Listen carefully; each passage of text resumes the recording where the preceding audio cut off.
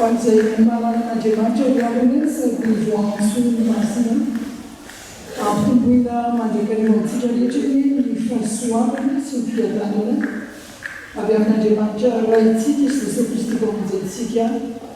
Amen. Anio moa alahady fahafanany folonjona febroary taona efatra amboarivo dia alahady natokany febroary Ezekielma ho alahady miarsika sy tranom-baky. Koa ny boky rioka toko fadimy folo no andrasantsika ny toroteny. Mbola tafiditra mandrakariva ao anatin'ny roahevitra manao hoe mampitandrina ny amin'ny didiny Andriamanitra ary ao anatin'ny fotoana rahateo ny karemoa isika.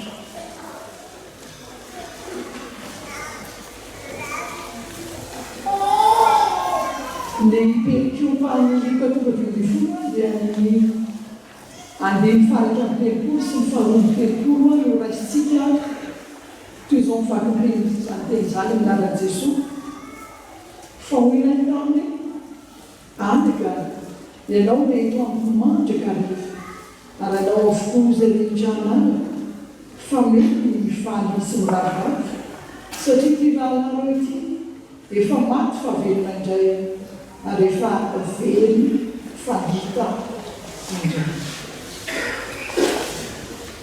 Izany tenin'Andriamanitra izany no andrasantsika ny afatra amin'ity fotoana ity riavana mampitandrina ny amin'ny didin'Andriamanitra mandona ny fitondran-tena izay efa ao amin'ny Kristy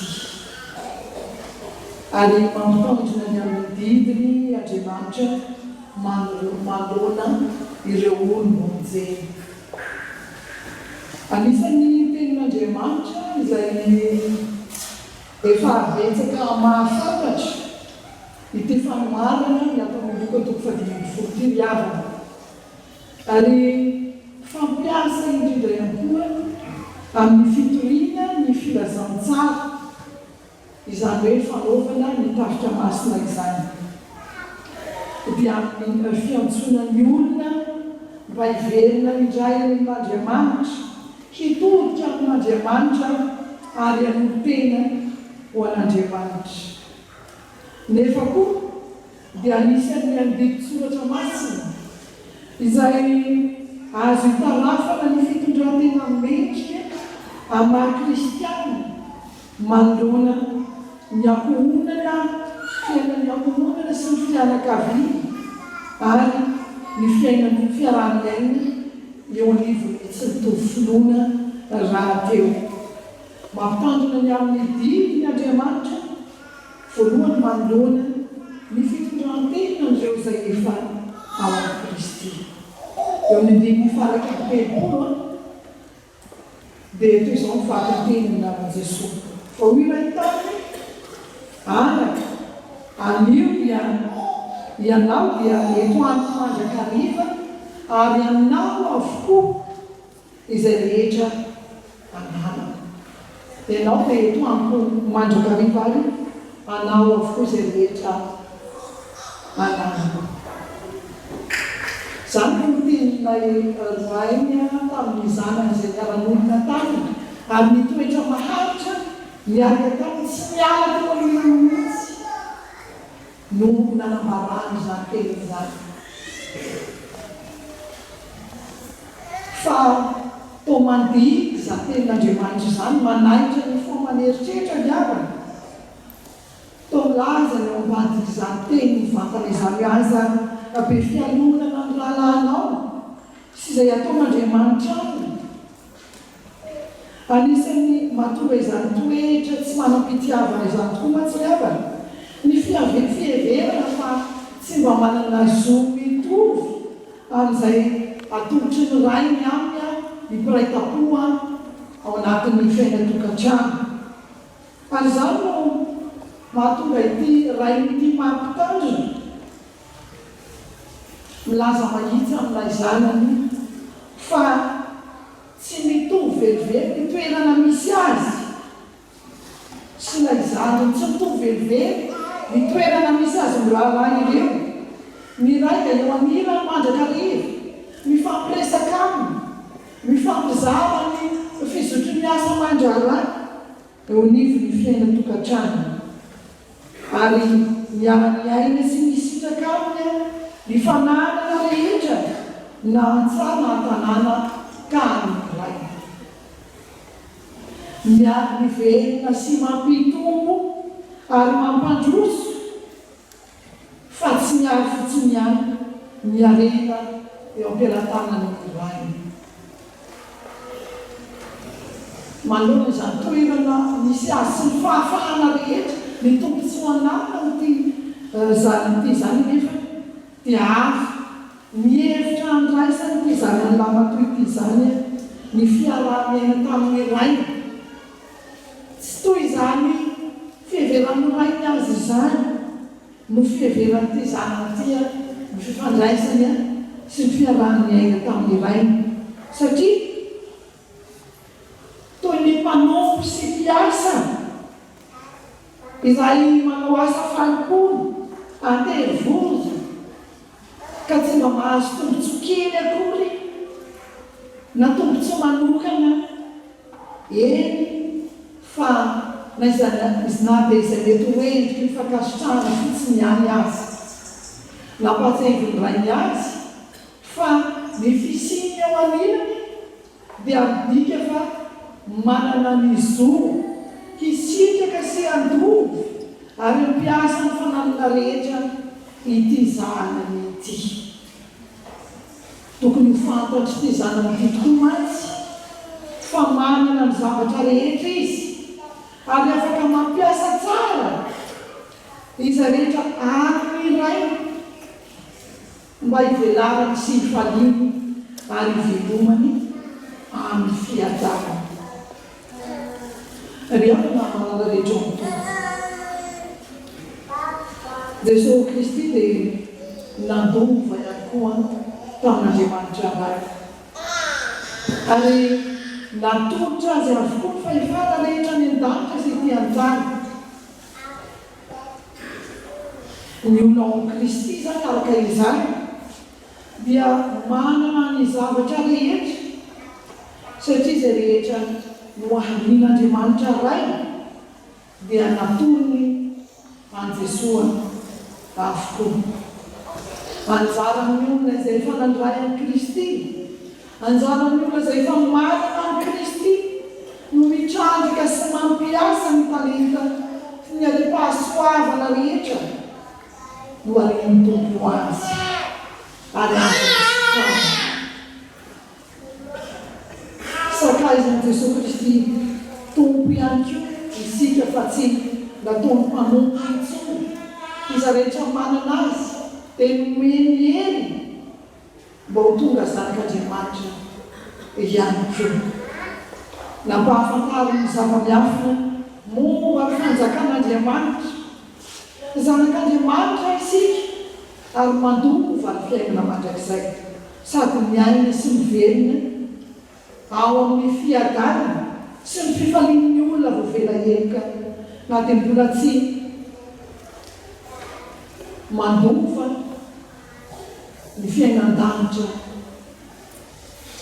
any an-danitra aza na dia mbola misedra ny fijaliana sy ny fahoriana eto amin'ity izao tontolo izao ity azy dia miafaka noho izay tsy mbola manana ny Kristy satria manana fiadanana izay tsy azo izao tontolo izao raisina satria tsy hitany fa ao amin'ny izay nandray an'i Kristy ao amintsika izay manana an'i Kristy izany fifalian'ny olona ovonjy izany atao vetsampanao mandrakariva viavana miasarobidiny zany hoe eo anilan'Andriamanitra izany miasarobidiny zany hoe manana an'i Kristy velona izany miasarobidiny zany hoe olona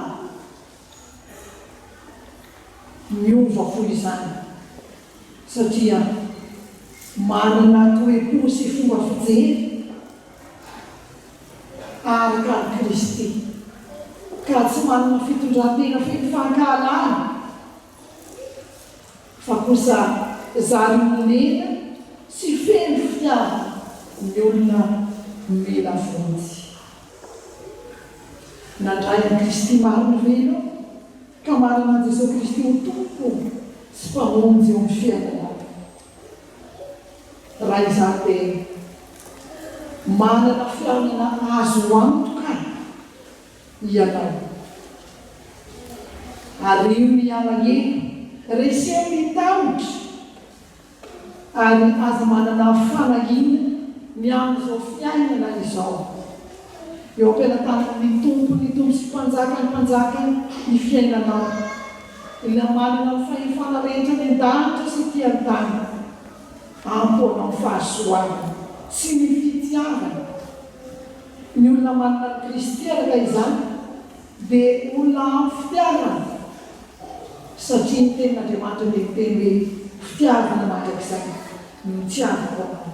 Ary izany no nampaharetako ny famindrapoko amina olona feno fahasoavana ihany koa. Tsy mitsiriritrana mialina ny hafa fa modely mahitahaka kosa ary irin'ny olona ho tafo. Fa ankoatran'izay hoe mampitandriny amin'ny didiny Andriamanitra manoloana ny fitondran-tenan'ny olona izay efa manana Kristy. Dia ny faharoa ihany koa mampitandrina ny didiny Andriamanitra manoloana ireo olona mila vonjy na ny olom-bonjeny. Na dia nandany ny fananany rehetra izay nalainy teo anatrehan'ny rainy aza ity zanany ity, ary nanara-po tao anatin'ny ditra sy ny adalàna rehetra. Dia zao marina tokoa fa tena nalahelo ity zanany tandindomondoza ity ny rainy. Tena nalahelo azo fatratra ny rainy ary nena azy marina tokoa. Nalahelo azy izy ary nisaina mety endriky ny fahampitenany fiainan'ity zananyity lavitra azy ary tsy misy miay sy miary mitsony any amin'izay alehany any. No everiny toy ny efa maty sy very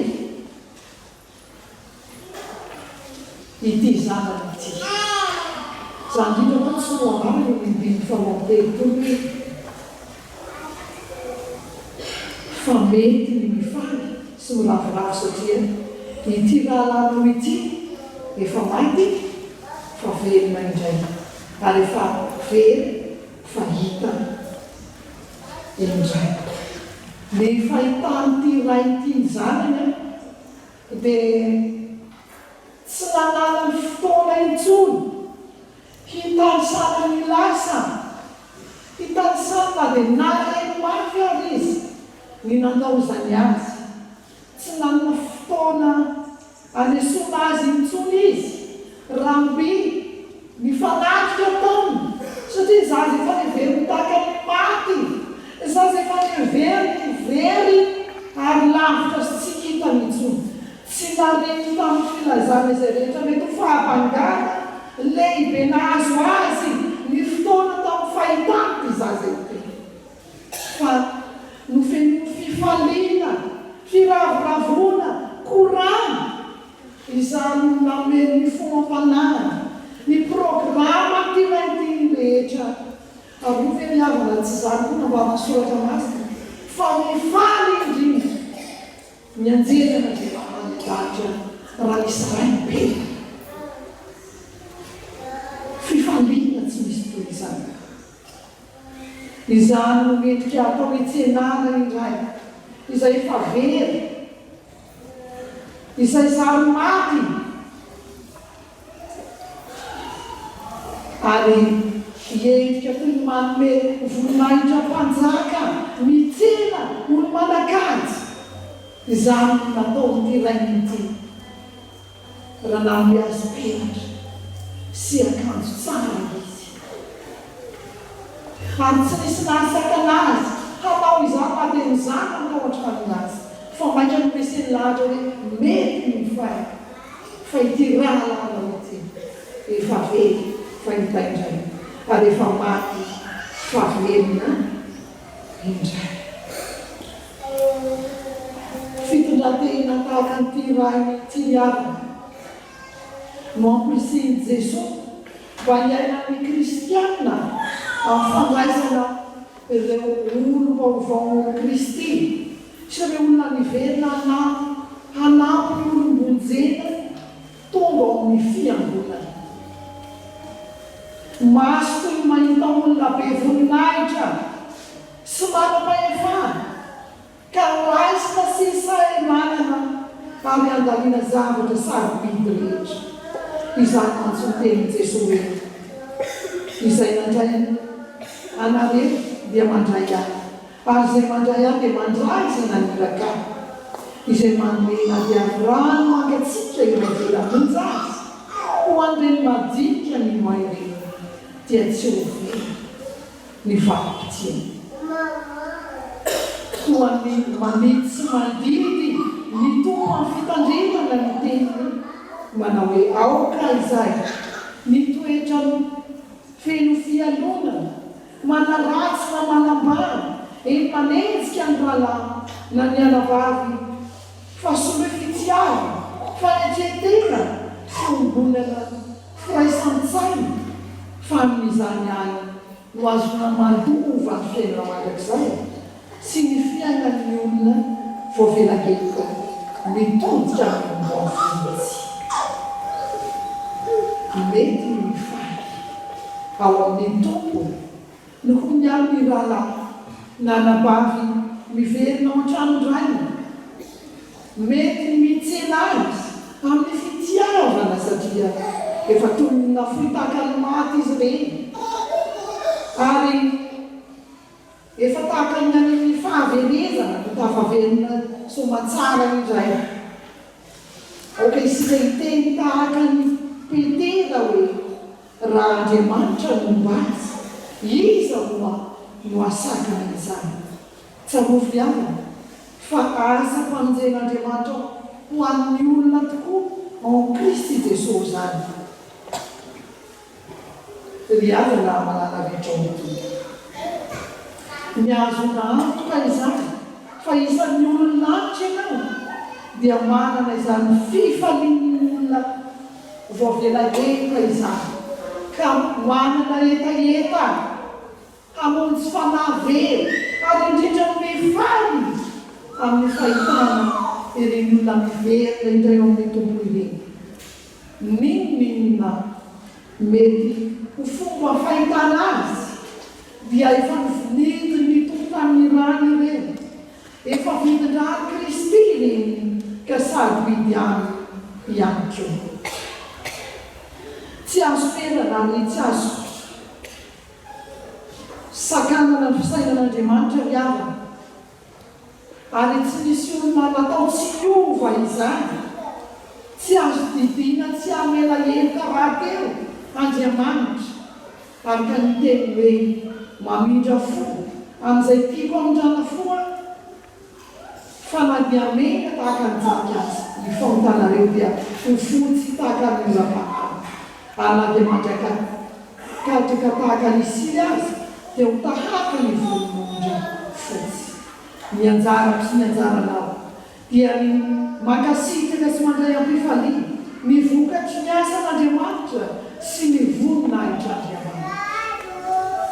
Farandriana eto am-pamanana dia ampaherezina isika faharena lehibe eo am-pelantanan'Andriamanitra amin'izao andro fahavelomanao izao, ny nandraisanao an'i Kristy ka mahatonga no indray olombontsy. Efa zanak'Andriamanitra ianao, aza sandaina zavatra hafa izany fa ao amin'ny Kristy irery ihany no ahalalao ny zavatra rehetra sy hananao fahefana amin'ny zavatra rehetra. Tiany Jesosy vonjena tahaka anao ny rahalahinao sy ny alabavinao, aoka tsy ho titena isika fa mba hanana fomangoraka azy reny ihany koa. Misy fetra ny fahefan'olombelona sy ny fitsaran'olombelona, fa hoy ny soratra masina fa ny fitsarana tsy misy fanondrapo fa fitsarana tsy misy fanondrapo no anjarana izay tsy manindra fo fa izay mamindra fo kosa dia tsy matahotra ny fitsarana Jakoba toko faha 5:10 mitondran-tena tsara amahazanak'Andriamanitra ianao mizara fitiavana amin'ny olona rehetra ao anatin'ny izany mizara fanantenana amin'ny olona feno fanomezam-po manomeza fifaliana amin'ny olona reraka sy miravorafitana manomeza voninahitra izay sy aja ho an'izay olona masina rehetra sy ho an'izay rehetra tokony ho an-tsaina teo an'Andriamanitra ireny ny voninahitra ho antsika rehetra kosa ny fiadanana